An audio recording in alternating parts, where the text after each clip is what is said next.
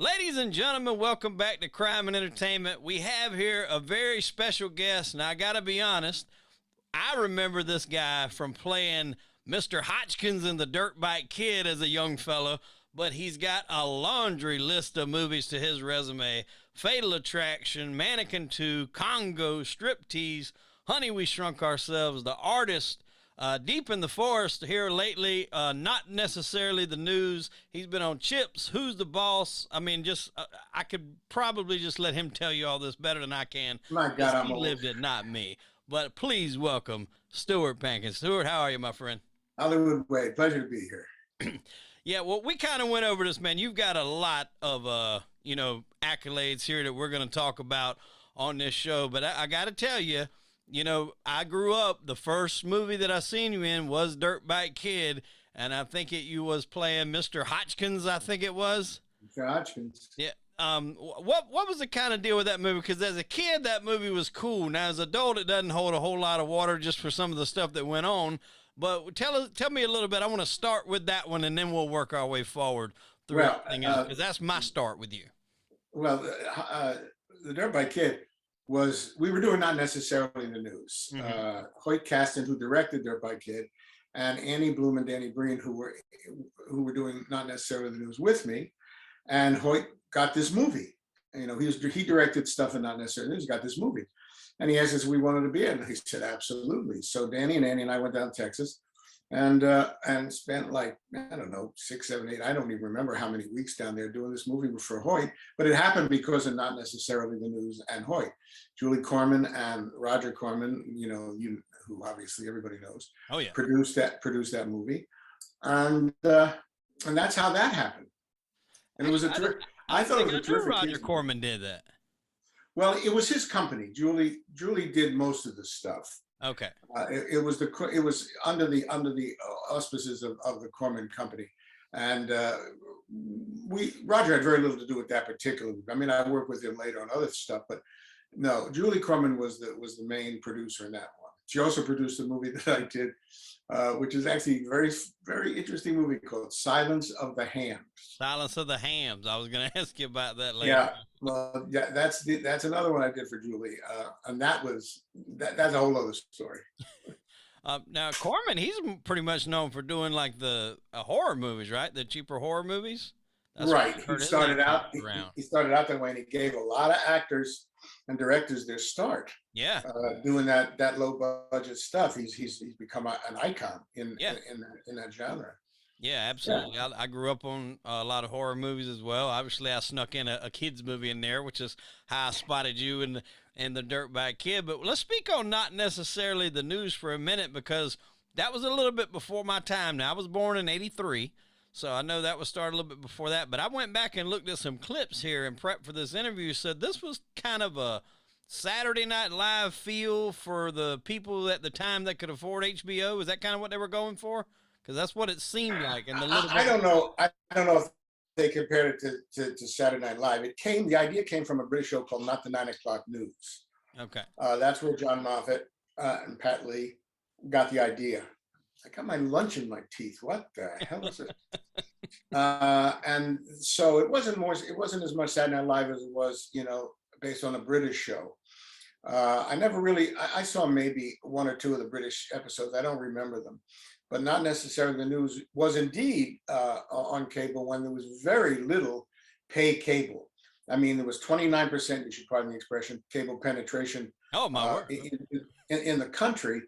And that doesn't count the pay cable, the HBOs, the show, whatever was there. So it's astounding and gratifying that so many people love that show and remember that show all these years later, when not that many people in the beginning, watched it. And then when the National Cable Television Association became much more fun and it started to attract much bigger projects and bigger celebrities, blah, blah, blah, then people started to tune in. I mean, the show ran 6 years. So by the end of it, people knew what not necessarily the news was. And it was, for me, it was a game changer. It was a career changer. Yeah. And I hate to go back to the Dirt Bike Kid for a minute, but you got a scene in there where you're about to go in there with that girl and you're knocking on the door and you actually do a little singing. You go, "Who's that knocking at your door? who's that knocking at your door? And I'll do that to my wife. And she asks me, she's like, where the hell have you get that from? Like, where did that come from? I was like, this movie I used to watch as a kid. It was a I Dirtbag. changed your life. You changed did. your life, You did. and I'm proud of it. You got me wooing the old lady here by your singing voice in there. You're like the son, the second son I never had and never really wanted. Oh man, it's funny. So I mean, you're doing not necessarily the news. You got Dirtbag Kid going. Fatal Attraction. This is a totally different kind of way that you've been going, and you can correct me if I'm wrong, but you hadn't done anything quite this dramatized yet at this point, had you? Not on film. On the stage back east. Yeah, because you actually prefer being on stage more than being on the camera. Is that, I've heard you say that a few times in interviews. Well, if I had a choice, it would be stage work. Right. There's many advantages to doing television and movies, you know, but yeah, that's, as an actor, me personally, maybe other actors, the stage it's an actor's medium. Film and television are director and producer medium. But yeah, but as far as Fatal Attraction, that was different than I did it at the same time I was doing, not necessarily the news, which is kind of interesting. And I used, God bless Adrian Lyne, they were shooting it in New York, and the producer says, we'll get somebody from New York. He said, no, I want Stuart Pankin. God bless his soul. So I flew back and forth once a month to do my scenes from Fatal Attraction, then flew back to California and did Not the News, and then flew back and forth. I was a red-eye king. Wow. So it was a very busy and rewarding time in my life, because Fatal Attraction, I talk about game changers, talk about kind of movie. And that's one thing I gotta ask. You know, I know you've been asked this before, but you know, as an actor, do you have any inclination that when you're doing a film like this, that it's going to be something that's talked about all these years later? I mean, you know, back then they were pumping out movies pretty often, and you're not going to get a movie, you know, by and large, that's going to stand the test of time the way this movie does. I mean, it's still referenced today. You know, you better hide your rabbit, or, you know, you got a Fatal Attraction situation going on over there. Is there anything as an actor, when you're in the midst of that, when you're filming, when you're doing this, do you know that it could possibly be that, or do you feel it, or is it all just happenstance and it just comes along as it does? Yeah, well, the quick answer is no. I mean, I knew that on the set, and I was directed by him, but I watched Adrian Lyne, you know, shape and mold that movie, and I'm saying, this guy's good, you know. But as far as thinking that it would become as popular or, you know, memorable as it, no, I can't honestly say that when we were doing it in the mid '80s, that only when it opened, only when it came out, and all of a sudden these, you know, people were talking about it and say, holy mackerel, this is, I didn't expect this, you know. I mean, and again, it was great. It was just swell. Now on that one too, like I said, I'm a little younger, so the first movie that I seen Douglas in was Basic Instinct. And so I'm like, oh, wow, you know, this is good. And then not long after that, he had Disclosure. And then somebody told me, and I was like, well, did you ever see Fatal Attraction? I'm like, no, I don't think I did. So he's like, you need to watch that one. That was kind of the movie that started all these types of movies that he did. So I went back and I checked out Fatal Attraction. I'm just like, does he handpick these roles? Because these sure are some nice roles that he's landing with, all these beautiful women just flaunting themselves on him. I actually read for Michael Douglas's part, but they decided to give it to Michael. Did you? Well, I heard that in high school you landed like some major role, and the kid that didn't get it went and cut the stage down. You didn't even have a stage to perform on. I'm bullshitting, but you know. Well, but the truth is that in high school, the auditorium collapsed in our high school for the entire, you know, 3 years I was there. So there was no real drama program. If there were a drama program, I probably would have become involved in it. I mean, I did little things, but there was no theater in the 3 years. Didn't fix that in 3 years. What the hell are they doing over there? I know. It's a shame. It's a shameful thing. It is. And look, I could have ended up in the business. I know. One other movie that I want to talk about, because I remember this was one, you know, I don't actually know if I was able to afford HBO or if my dad had one of those boxes that we stole it. But I remember watching Mannequin 2 Man, Mannequin. Crime and entertainment. Yeah, exactly. Crime. Well, the statute of limitations is over now on that cable theft. I've already looked. Oh no, murder and cable theft. There's no statute of limitation. Mannequin 2. Now, obviously, Mannequin 1 there with Kim Cattrall was a hit. You're in Mannequin 2 with, what's his name from Fright Night? His name escapes me right now. Oh, Billy Ragsdale. Yeah, Billy Ragston. And then and The Weekend at Bernie's, Tom Kaiser, where he's actually alive most of this movie. Terry Kaiser, yeah. Was that fun doing that? It seemed like it would have been a fun movie to do. I know it maybe wasn't the best received, but it definitely seemed like it was a fun movie to do. Yeah, it wasn't, as it says, it was Mannequin, the first Mannequin. But yeah, it was, look, anything I do for the most part, if you ask me about it, it's going to be fun. Yeah. I mean, there's nothing that I would say to any interviewer that says, "Oh, I hated doing that," or "I wish I did that." That's not happening in this for me. Right. I mean, and it was fun. It was nice also because I'm a Philadelphia boy. We filmed that back in Philadelphia, in Wanamaker's, right in Wanamaker's, the famous Philadelphia Wanamaker's. So I mean, I went back to my roots. My mother was alive. We get to see her. My son and my wife came out. It was a historical city. We saw guys. So that, as a sidebar, as an adjunct, was one of the fun things about the movie. And also, Billy was great. Christy Swanson was great. Meshach Taylor, who was in the first one. And also the director, Stuart Raffel, he sort of gave us our heads, which was very nice. He let us write some stuff, rewrite some stuff. A lot of directors do it, including Adrian Lyne. Right. But it's always nice when a director trusts an actor to punch things up or to put his ideas in there. So that was fun. I mean, that was nice to work with him. Yeah, I've talked to some actors that they don't. Some of them don't get those liberties on certain sets, and that's right. And that's right. Some it can make for a bad working environment. Some they expect it. I've interviewed quite a few people that was on the set of The Sopranos or on the cast of Sopranos. And they said like there was absolutely no ad-libbing. Like if you wanted to change one thing, it had to run completely up the ladder to get the David Chase. The only person that could, change anything on there was James Gandolfini, who was the lead, obviously. And even that was very minimal that he could change. But then I've talked to other guys that said, yeah, the directors took input, they let you go, and probably most of the movie was improv. So it's two different, sides of the coin. I know the improv, when they allow you to do that, it probably makes things a lot more easier on set to do and a lot lighter, I would imagine. Well, it just gives you the confidence to know the director trusts you to, it's like Clint Eastwood. Some actor asked him, Saul Rubinek, who was a colleague friend, he asked Clint Eastwood, do you have any notes for me? And Mr. Eastwood said, I cast you. I cast you because I knew you could do the part. I don't need to give you anything. Just do the part. I know you can do it. Yeah. Which was, again, very, very gratifying for an actor. Yeah. I interviewed Larry Hankin, and he talked about his time working with Eastwood on Escape from Alcatraz. And he said, like, they would always ask Clint, after the scene, was that good for you, Clint? Was that good for you? And he said they would never ask me.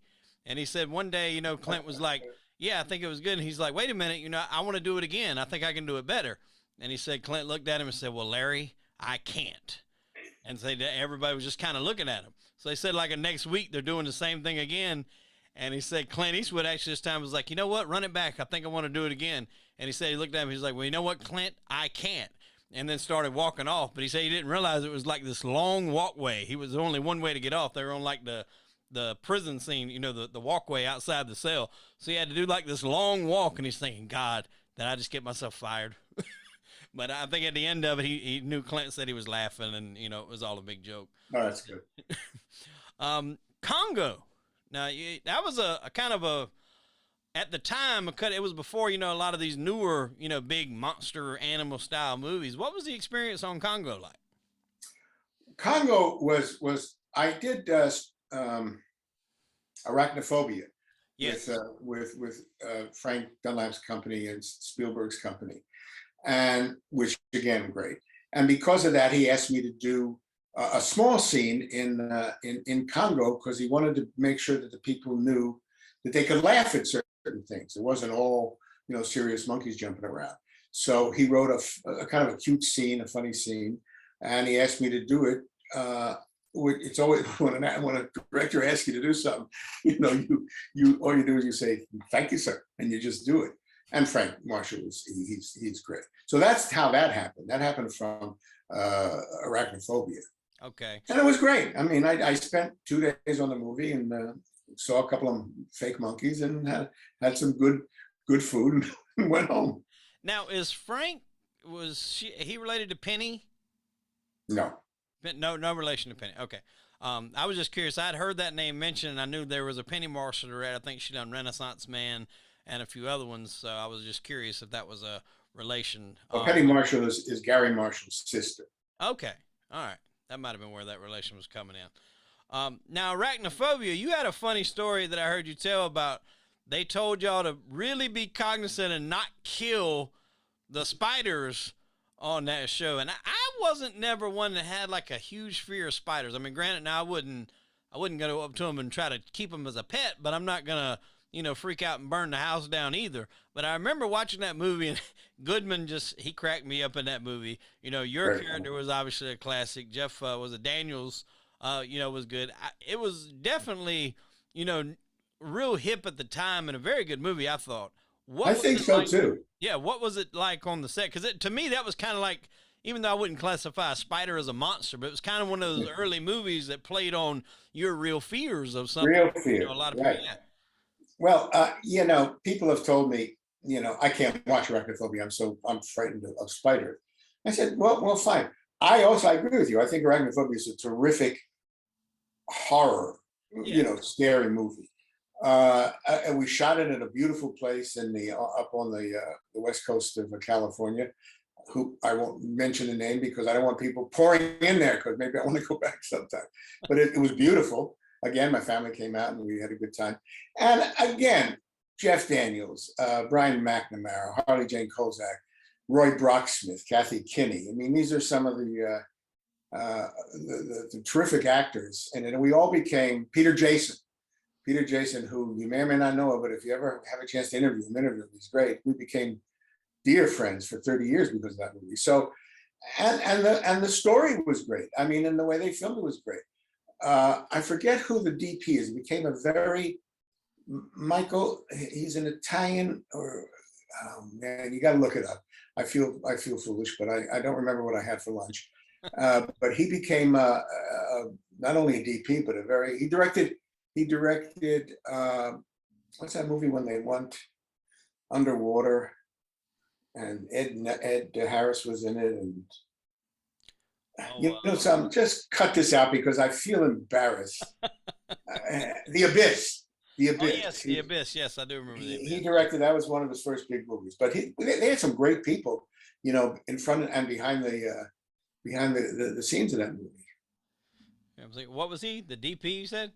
He was the DP on Arachnophobia, and then he went on to direct The Abyss. Oh, so he directed The Abyss. Okay. He directed The Abyss. Anyway, it's not that important. But to answer your question, again, tremendous fun, a lot of nice people.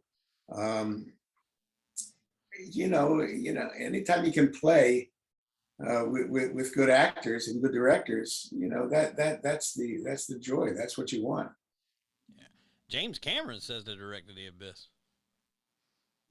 James Cameron? Yeah. That was Ed Harris. Yeah. All right, now I'm really screwed. All right, I'm gonna look it up. You're gonna edit all this garbage out. All of it out. That's why I don't do live, because I can edit this shit out. Well, this is just it's just a brain gone, But I got to look up who that guy. I don't want to be distracting and do it now, but you can do it. You're young. Yeah. You're very young.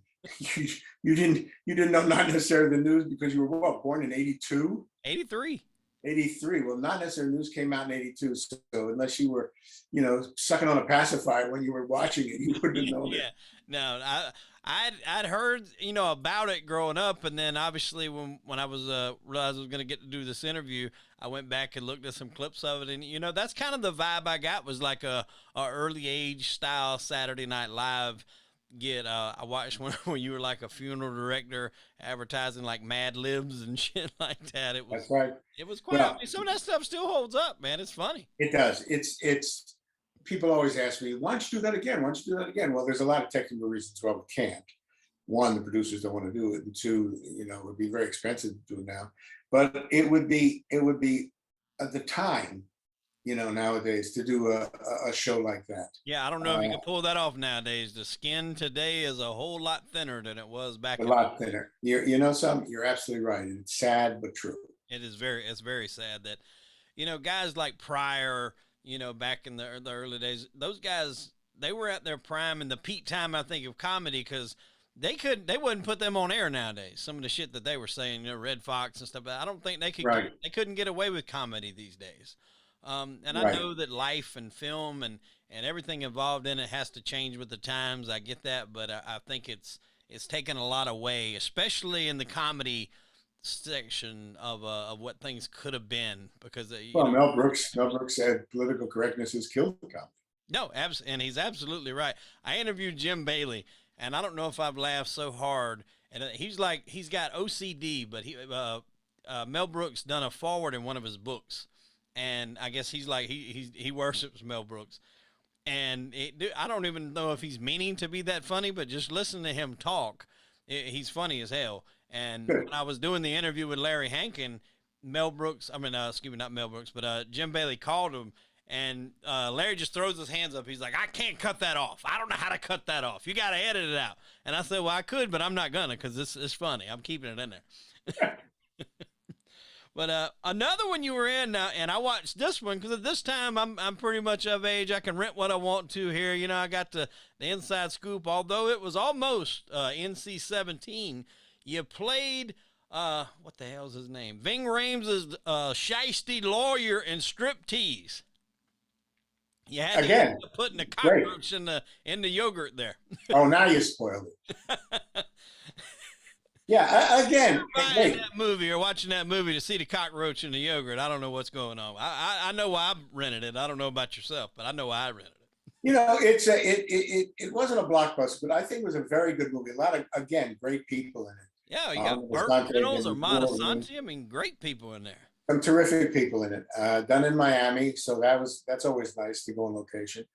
And I was also doing a movie called Honey, We Shrunk Ourselves. Yes. At the same time, and I finished that movie. The night I finished that movie, I went to the airport, got on a plane, and flew down to Miami to start Striptease. So it was a wonderfully busy time for me, and I was younger and I could take it.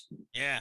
I mean, does that get to you? Like you said, you're finishing a movie, you're hopping on a plane, you're going here, did that ever weigh on you? Because I know it's not necessarily physical labor, but I've learned lately, mental labor can weigh on you just as much as physical labor. Although it doesn't seem like it can.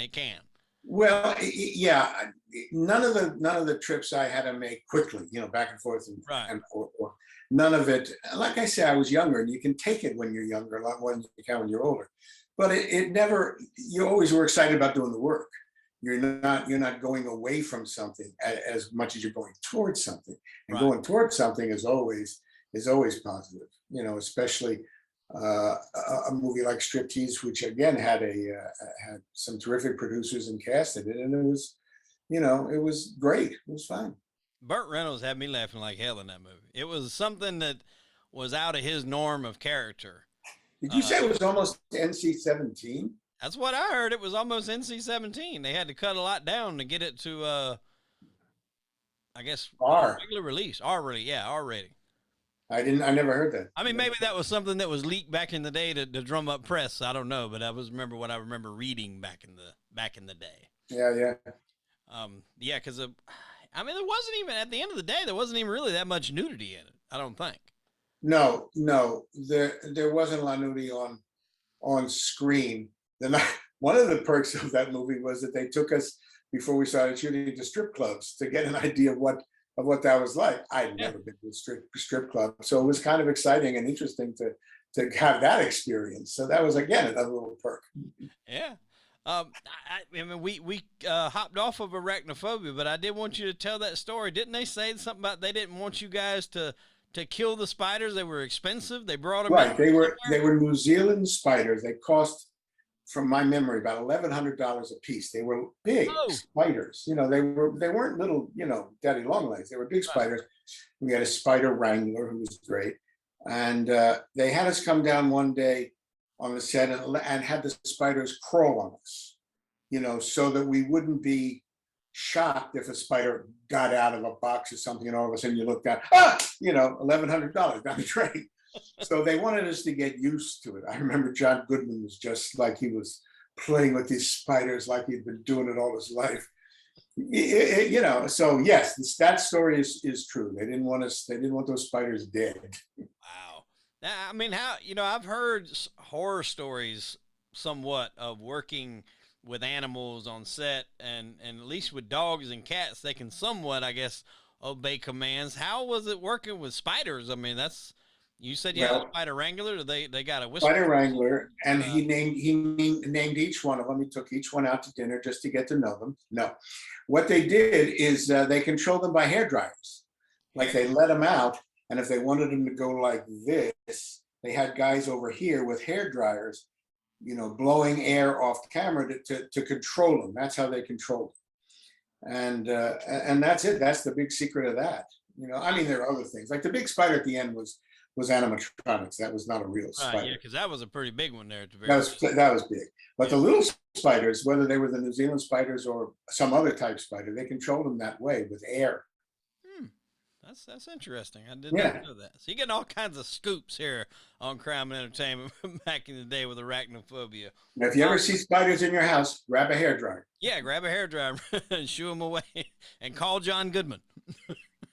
I remember doing a movie called, it was a wonderful Christmas movie called Father Like Santa, and my character, doesn't matter what it is, he had to deal with reindeer, and to get into a pen with reindeer and mess around with them and all of a sudden, one of the takes, this reindeer reared up like this, and I'm ad-libbing something anyway.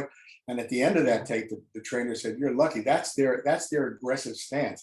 That's what they use to hurt and kill and their enemies." So I'm very happy that I backed away, and I remember that very well. That reindeer rearing up.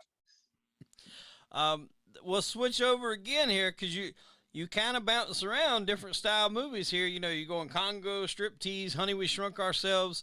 Touch on that real quick before we get to the artist. How was it working with Rick Moranis? Because if I'm not mistaken, was that his last movie? Because he's been out of the business for quite a while. Right. Well, I did a movie with Rick before that called Big Bully. Yes. With Tom Ono. Yep. And so this was our second project together. And he was his last. His wife tragically died much too young. Mm-hmm. Rick, God bless him, gave up the business so he could raise his children.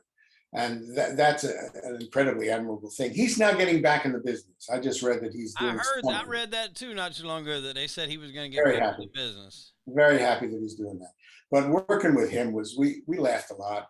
And again, it was green screen, which is special effects. It's kind of old-fashioned special effects now, but it was all green or blue screen, and we pretended to be scared about these giant things or climbing up giant, chairs. So that was interesting. I mean, I'd worked green and blue screen before, but this was an extensive use of it, and it was really nifty. I'm starstruck when I get on a set. I look around. I love seeing the cameras. I love seeing the sets. It's all exciting. I mean, it's all exciting. It's a great business to be in. I can believe it. Now, was that the third installment? Because I know they done a Honey, I Blew Up the Kid. But Honey, We Shrunk Ourselves. Honey, We Shrunk the Kids. Honey, We Blew Up the Kids. And then the third one, Honey, We Shrunk Ourselves, my movie, was made for video. It was I think one of the first movies made to go direct to video. It was made for home entertainment. Mm-hmm. So I don't know how that affects the budget or, shooting it. Dean Cundy was the director of that, and he was Spielberg's DP for years. So Dean Cundy is no slouch. He's a pretty good, good director and a good guy. So, but yes, that's how that happened. It was the first made for video project.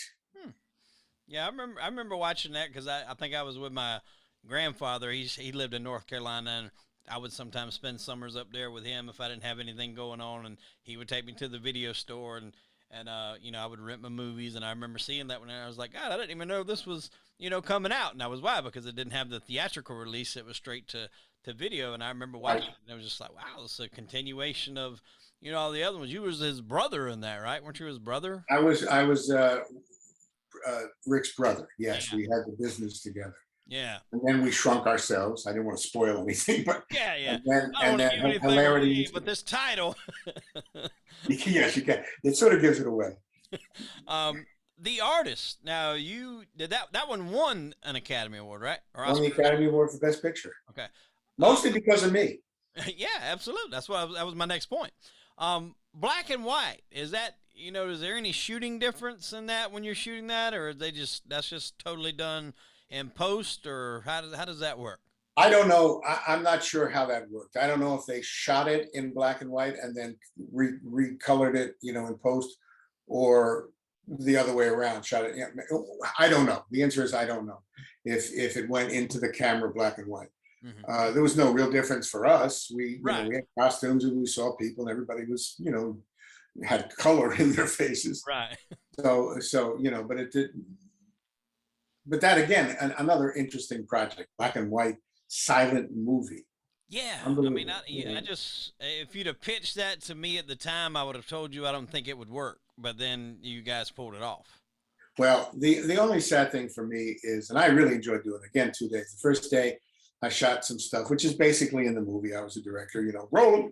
The second day, I had a whole sequence of scenes with the stars and the extras, directing them, telling them what to do. Not a bit was in the movie. So that when I went to the screening of it, I'm saying, watch this, honey. I'm saying to my wife, here it comes. Didn't come. Gone. You don't know what that does to your soul.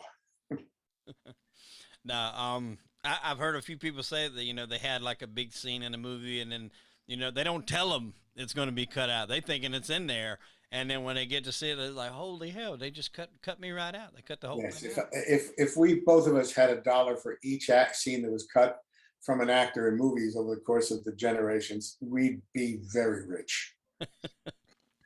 That's why I say theater is an actor's medium, and television and film is a director and an editor's medium. Yeah. Now, I mean, and you've done a lot of TV shows too. I mean, you've done Chips, you've done Who's the Boss. You were done a little show. I remember seeing you in Family Matters. You were Yep. Honest Bob, the car salesman, when you were trying to get over on Laura. That's right. That's what I was. You, Honest Bob. Hi, I'm Honest Bob. I remember I was like, got it. And I just reflected back, even though at that time I had seen you in other stuff, I still reflected back to Mr. Hodgkins. That was just when a movie or a character resonates with me, whether it's the first time I've seen it or whether they just played the role so damn good, I'm just going to call them that no matter whatever movie they are.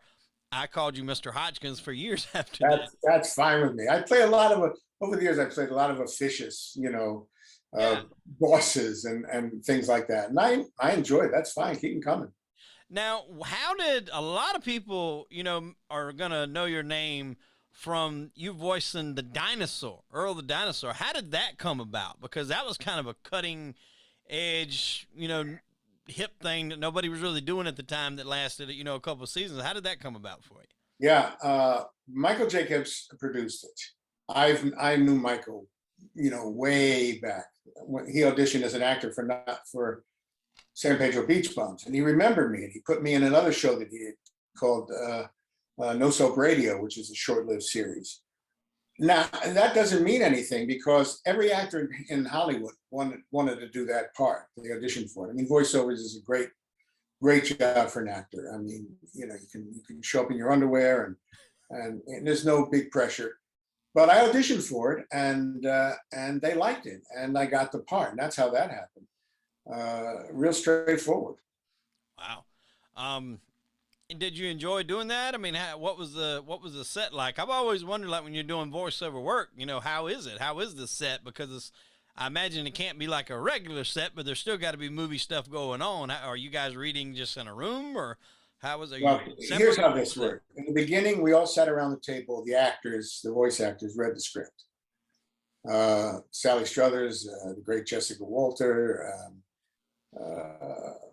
Sam McMurray, you know, there's a bunch of, you know, all of us around the room. We eventually decided we didn't need to do that. because the way it worked in cartoons, you voice the character. You sit in a room with a bunch of people, and you create the character. You know, hello, honey, welcome to San Francisco. I want to take whatever you do it, and then they animate to it. In Dinosaurs, they filmed the script with animatronic puppets, very complicated, very expensive, computerized animatronics. I mean, you could control everything: eyes, lips, corners of lips. But the guys, the Henson puppeteers, did the script, voicing the puppet in the puppet's mouth. We had to go into the studio alone and replace the voices as the actors. My guy who did Earl, he was a little English guy that talked like this. Hi, honey, I'm home. You know, it's nice to be here. Well, that wasn't Earl. So and neither were any of the other characters. So we used to go in and replace. He goes, hi, honey, I'm home. So I go, hi, honey, I'm home. You know, and you had to sort of, which takes away some of my creativity.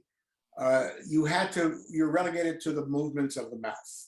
Right. Now, eventually, Bill Beretta, who was inside Earl, who became he is a big producer at the Henson Company, said the way I read the lines eventually affected the way they voiced the words. And he said, in the way they voiced the words kind of affected the way I did it. So it was sort of a collaboration. It was sort of a nice collaboration between the voice actor and the puppeteer.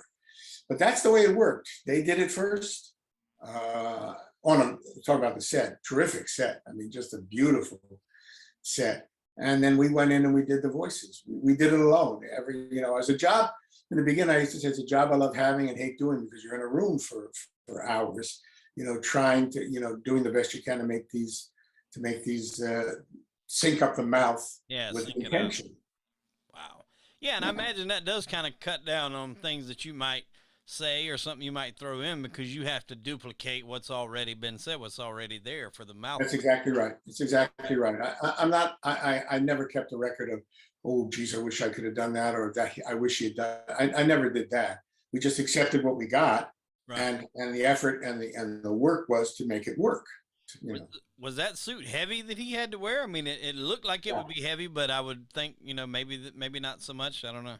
Yeah, it was very heavy. In fact, Bill, he lost a few inches, having to schlep that suit around for 3 years. Wow. They had seats built into it, so when they were not walking around, they could actually sit down. They had, they used to talk about hair dryers. They used to cool the actors with hair dryers, through the mouth it was thirsty work, as my friend would say. Wow. Yeah. That's. I mean, I guess those are all the things that go into doing stuff like that you don't really think about. I guess when you got into the more anime stuff, like Shrek and stuff like that took out the part of the actor having to be in there. Right, exactly. So that took a little bit of legwork off somebody, but still, like you said, a lot of those voice actors, I imagine that's somewhat of a easy payday. You don't have to worry about hair and makeup and all that. You just show up, you got your voice, you got your lines. And well, don't diminish our contribution there. Oh, no, absolutely not. But I mean, the world can only handle so much of your good looks, pal. You got to let it go for a little bit. I mean, come on. Well, thank God that people keep writing. Please don't be in front of the camera anymore. We can't stand your good looks. Yeah, you got to get away here. Getting too much fan mail. Oh man, I'm having a great time. You get into the Disney a little bit. You get it. What Girl Meets World? Yeah. What Xenon? How did you kind of make that transition over there to Disney? Well, I don't know. I mean, Dinosaurs was Disney, and maybe they were aware of me. Yeah, because they're actually coming onto the app now, right? Are they on it? Well, Disney Plus. It's Plus. Dinosaurs is being re-released on Disney Plus, and I'm getting, God bless them, a lot of autograph requests, not just because of me, but because people love the show. I mean, tons and tons of Dinosaurs autograph requests. So I became kind of known to Disney through Dinosaurs, and it's been a long time, but I remember auditioning for the Xenon series, which was 3 Disney movies, and that was great fun because we traveled to interesting places. What was the other one? Boy Meets World. That's Michael Jacobs. He brought me the producer of Dinosaurs and Boy Meets World, and now it's Girl Meets World, whatever thing I did. Yeah, boy meets girl meets. yeah. And Disney also was very good to me because I did a bunch of cartoon voiceovers because of dinosaurs and because of my relationship with Disney. So it was all good. It was all good. Now I asked my daughter. I was talking to her last night, and I told her I was interviewing. And she's like, so "Who's who is he? What kind of movies he done?" And so I was going through IMDb. I'm like, "I don't know how many of these you've seen." I said, I've seen a lot of these, and my damn, we got to Xena. She's like, "Oh, I've seen Xena." Said, "Oh, okay, I know him. I know who you're talking about." So you can roll through your resume, and you're going to have somebody in there that knows you, no matter really the age, because they're going to know you from the Disney stuff, or maybe from My Day and Fatal Attraction and Dirt Bike Kid and Congo and Mannequin, and even the older will know you from not necessarily the news. So you've got a great body of work, man, to span a long time. You should be centuries. Wait, it's just I'm just so old. Well, I mean, you look to still be in great shape, man. I mean, are you still got any? I know what was the last one you did? What, Deep in the Forest? Deep in the Forest, we did. That was the last movie we did before the pandemic. Okay. We did it in December of 2019, and it's just being released on VOD, video on demand, 2 days ago, May 31st. You can see it on whatever video on demand is, Comcast, or my director sent a list of ways you could, and I sillily didn't. But you're a television guy. You know what VOD is. So I don't steal them anymore. I do them the legit way. Let's just clarify that out there, because if it just got released, no, I didn't accuse not in those confines of whatever what I said. I have a call into the FBI, but they're not. They shouldn't be there. You should be able to get away. Okay, all right. Well, I'll take a look at it as soon as we hang up the phone. So let me ask you, VOD, Comcast. What other things are under the auspices of VOD? What other? A lot of stuff is on Amazon now. Amazon's probably one of the better places because, like, I have a Fire Stick. I don't even have cable anymore in my house. I mean, I do everything streaming, so I've got Netflix. Right. But it's not on Amazon. Deep in the Forest isn't on Amazon. It's on. I wish I'd thought of it, but it's on a bunch of Spectrum. It's those kinds of things. Yeah, I don't have Spectrum. I know what's the other one? Like HBO Max. I have HBO Max. But this is pay stuff. Deep in the Forest isn't on that because you got to pay for that. This is Saban Entertainment produced or released it, which is a nice producing entity. And does Spectrum have like a rights or something, or a stranglehold to it that it can only be released? No. I know they either pay for it or they're paid to release it. I don't know how that works. Okay. Yeah, I don't know who gets paid to run that movie. Okay. But the director, Jeremy Lanny, is very excited to have people out there see it. Well, I'm definitely going to take a look at it. Yeah, check it out. Of all the projects that you've done, of all the people that you work with, do you have a favorite of, an actor that you work with out of everything in every movie that you've done? No. There are, on any number of projects at any given time, there are, wonderful actors that you work with. Some of them I try to stay in touch with, like Peter Jason. Mm-hmm. Some, like Michael Douglas, after Fatal Attraction, he called me to do a game show pilot that he was producing. So, he called me for that, which was very nice. But you mentioned, we did a movie called Second Sight. John Larroquette was a terrific guy. I forgot to mention that one. Yeah. Well, if you mention any of the stuff that I did that was more than a guest spot, because sometimes I don't remember the cast, there's always going to be an actor, like Arachnophobia, Jeff, Brian McNamara. These are all great guys. There's nobody there was one person when I did a play years ago back east that I would prefer not to have done it. But, there's always somebody in a company that you're going to like. And there might be somebody that you don't like as much, but you disregard, you don't let that get in. You don't let that in. So, yeah, so to disappoint your an answer to your question, there's nobody that I really, there's a lot of people I like. Right. I don't remember them. And there's very few people I don't like, working with. Okay. Well, the flip side of that, is there an actor that you appreciate his work that you would have maybe liked a chance to do something with that you hadn't yet? Well, yeah. Anthony Hopkins, I wouldn't mind him knocking on my door. You know, there's an awful lot of actors that I admire, and I mean, tons of them. They're just tons of them. They're all over the place. Anthony's I great. would like to. He's got a good body of work. I watched a movie that he did not too long ago with Alec Baldwin called The Edge, where they're out in the Yeah, yeah, wilderness and great the bears movie. chase. It's great. Yeah, He's just one of those guys that you can plug in about anything. You can make him Hannibal Lecter. You can put him in the woods as a millionaire. You know, I mean, just whatever, and he can make it work. he And makes it work. there's not a whole lot of people that can pull that off. You know, and he's one of them that can do it. Yeah, he's tops and taps. He's up there. Yeah, But absolutely. there's a lot of actors that, you know, like I said, they don't come springing to mind. But if you gave me you know, you look down a list of actors and said their names, I'd probably say, yeah, I love to work with them. Is there a role that you wish you would have, not necessarily one that you would offer, but one that you had a desire to play? Like I've listened to some of the podcasts where you said you enjoyed watching The Wire on HBO. I did, loved it. It was a very good season or series. I loved it as well. I could picture you playing the role of Levy. I think that was his name, the lawyer. Oh, the lawyer, Michael Kostroff played that role. Yeah, I could Yeah. see you playing that role any day. I mean, have you ever thought about going with like a more darker role? Because I mean, largely a lot of your stuff is comedy, and even in Fatal Attraction, you were still kind of comic relief to Douglas's character. But have you ever thought about doing that darker role? Because like when certain guys have done that, I thought it's worked great. Well, yes. Deep in the Forest, the role that I play, an older philosopher of history teacher, is more serious and less comic than most stuff that I've done.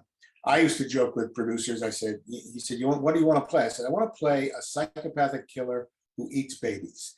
That's the kind of part that I want. I want some dark, something that I would never be cast at, you know, literally some psychopath, you know, some killer. So to answer your question, yeah, I would love to do the dark stuff. But in California, you know, you get cast in a certain role in the beginning, and that's kind of where you stay, unless you're lucky enough to have tremendous power and be able to choose your own projects. Right. I know, like towards the end, like Robin Williams was one that was always kind of, you know, in the more comedic roles, and then towards the end of his career there, he done 1 Hour Photo, which is like kind of a maniacal, you know, guy that's opening up your photos, which at the time too, because people were still getting their photos developed from a photo store. You don't realize the insight that you're giving those people into your life, and the way he played it. You know, I didn't want to take my damn pictures to get them developed no more for quite a while. He did a really nice job with that. With Al Pacino, he played the killer in Insomnia, and was a wonderful film. I love that film. Yeah, there are a lot of classic comic actors, Jackie Gleason, Robin Williams, Don Rickles to some extent, who have played serious roles, dramatic roles in various projects, and been very good. So, you know, as far as an actor that does mostly comedy, nobody's going to say, well, you can't do drama. Well, of course you can do drama. I mean, I can do it, and so can a bunch of other people. Right. You know, and on stage, you know, when I used to do lots of plays back east, I did that. That was the joy of it. You know, you play a killer one week and a politician next week and a bookworm the next week, you know, and that's the beauty of the theater. In film and television, they don't give you that chance a lot. Right. And then, like you said, it's kind of like when you have a hit at one, you kind of get stuck in that mold. You get typecasted, if you will. Oh, we need a funny guy, or oh, we need like you said, a shrewd businessman, or whatever, you know, a bossy guy, you know, or whatever. You kind of get typecast into those roles. What are you watching nowadays? Like with the pandemic and everything going on, is there something that you're watching on TV now that's kind of got you in, that you're binging? I watch a lot of crap, and I watch a lot of stuff that's not crap. Joy and I we watch a lot of the British stuff, the murder mysteries, they call them the cozy mysteries, Agatha Christie, Midsummer Murders. We're watching one called Signora Volpe, which is a wonderful procedural show. It's set in Italy. I've been watching and loved a thing on Netflix called The Last Kingdom, which is a Viking show. I really love that. That on there. I've been watching the Borgias. You know, I'm not proud of it, but I'm watching the Borgias. But you know, over the years, especially during the pandemic, you just sit down and you click on stuff. Between you and me, there's a lot of product there's a lot of venues needing product. Mm-hmm. and they're not all good, you know. I mean, because they grind them out, and you gotta. Any number of times I've started something, just said no. Um, Dude, there's been a number of movies that I'm sitting there and I'm watching. I'm 15, 20 minutes in, and I was like, I've thought of a better movie while I'm on the shitter. Like, how did somebody possibly get heads together and get checks wrote to make this? I don't understand it. I got to figure out who they were and tell them, look, I don't know if it's going to be a hit. You might still flop, but I've got a lot better idea than what you paid to have delivered here. did you ever, did that ever pay off for you? Did they ever send you? No, no, they haven't.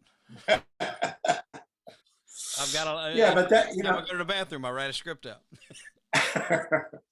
yeah, but some of the I don't watch a lot of network stuff. Not that I'm denigrating network stuff. I guess I'm watching Stranger Things, and I'm watching the Time Traveler's Wife. I kind of enjoy that. I find that kind of interesting. Yeah. But mostly it's the net. It's, I call it the cable, the Netflix, the Showtime, the Amazon, Hulu. Yeah, I mean, no, they've got some great like original series stuff on there. I've not watched it yet, but everybody seems to really be raving about Ozark.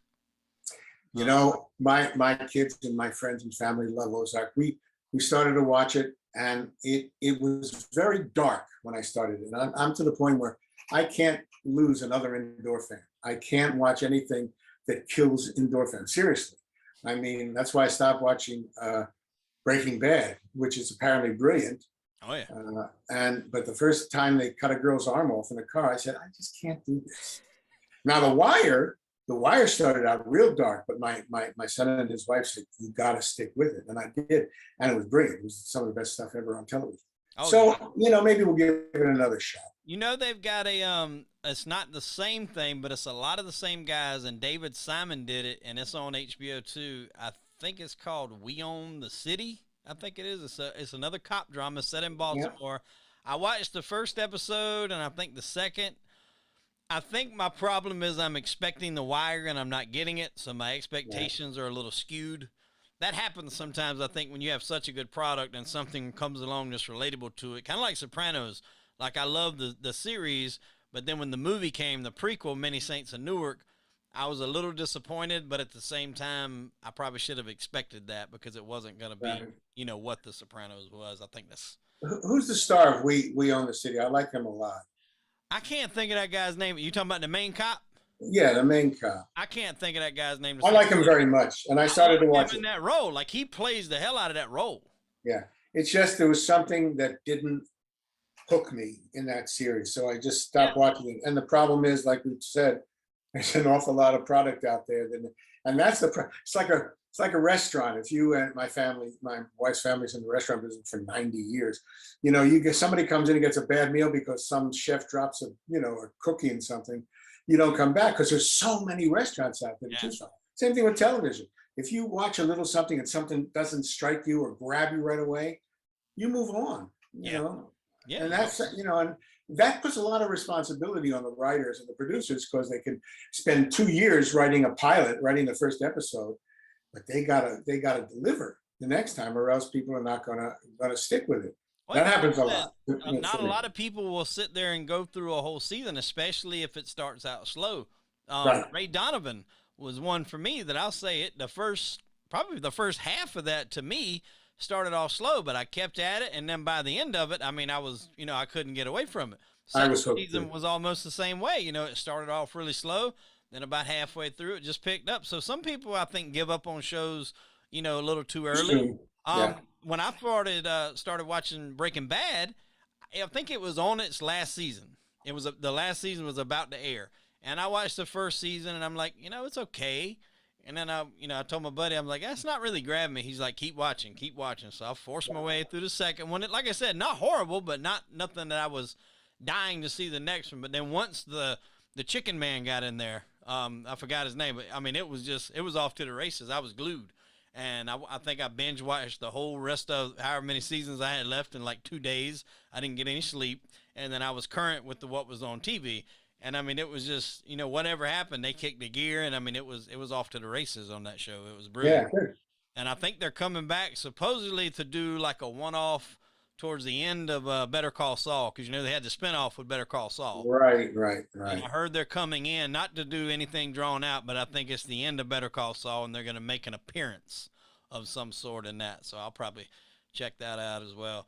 Well, Stuart, man, I can't tell you how glad I was to have you come on the show, man. It's been fun going down memory lane. I'm a big movie guy. A lot of these movies I had seen, so I knew exactly who you were. Some of the stuff, like, you know, not necessarily the news, I had to go back and look up, because it was before my time. I couldn't watch movies in the womb. Forgive me. You were in vitro. I was, yes, I was in vitro. So, but I like I said, man, I'm glad to have you on the show. Maybe one day we can come back and talk a little bit, you know, more movies. But I thoroughly enjoyed myself. Thank you for coming on. Thank you, pal. It was a pleasure. Really nice talking to you. Thank you. Well, ladies and gentlemen, I am Hollywood Wade. That was actor extraordinaire Stuart Pankin. And unfortunately, we are out of time. Tune in next week for an all-new episode of Crime and Entertainment. Stuart, I appreciate it, my friend. Appreciate it back at you. Thank you.